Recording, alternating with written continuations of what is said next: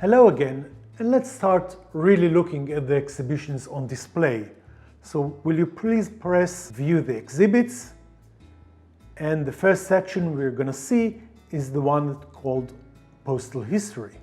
Now, Postal History is all about letters.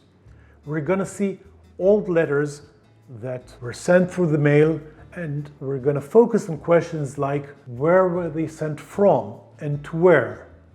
How did they go from one place to another, and how much money was paid for the postal services? The first collection we're going to see is by Les Glassman, and it's called Pre-Philatelic Postal History of Jerusalem. So it's all about letters that were sent to Jerusalem or from Jerusalem in the pre-philatelic time. Pre-philatelic means before postal stamps were ever issued. Now, the first postal stamp was issued in Great Britain in 1840. But in Jerusalem, stamps weren't used until the 1870s. So in this collection, we're going to see old letters dating before 1870. Now let's go inside and we'll focus on page number 2 when we can see the oldest letter in display in this collection. This letter was sent from Jerusalem in 1683. If you use the zoom in button, you can see how wonderful the handwriting is, and at the bottom you can see the year 1683. Now, in 1683, Jerusalem only had about 15,000 residents, most of whom were illiterate. This letter is an ecclesiastical letter. It was sent from a church and is dealing with church issues. So that's why people knew how to write, because they were educated. This is the oldest letter in display not only in this collection, but in the entire exhibition. Now let's move to another item in this collection on page 8. Again, we'll do a zoom in and we'll look at the letter at the top. This letter is addressed to Jerusalem. It was sent from London. We can see the Maltese cross cancellation of London, and it was addressed in Arabic, English, and in Hebrew. And it is addressed to the chief rabbi of Jerusalem.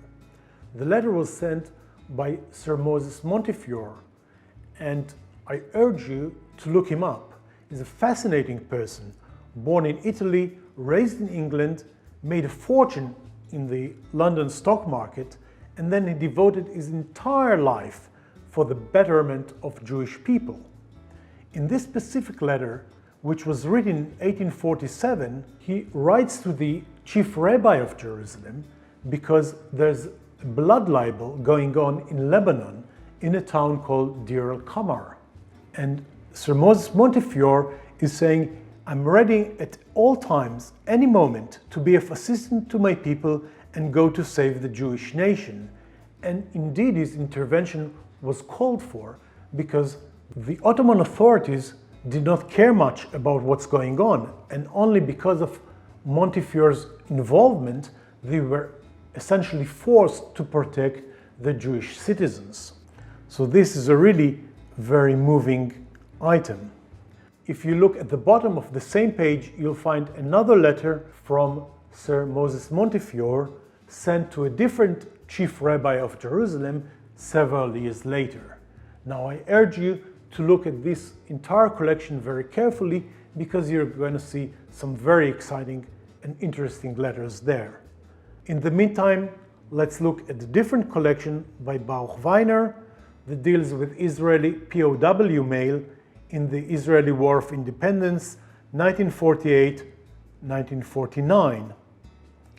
So here you can see letters that were sent to Israeli POWs or sent by them in different locations in Egypt, Syria, Jordan, and so on. And it's very interesting to see different forms used by the International Red Cross to enable this communication. We're not going to go into many details, but again, I think it's very worthwhile looking at these letters. At this point, we're going to part ways. You're going to stay at the Postal History section. You're going to review carefully all the exhibits there, and when you're done, we're going to move to the thematic philately section, and I'll be waiting for you there. So I will see you in the next movie.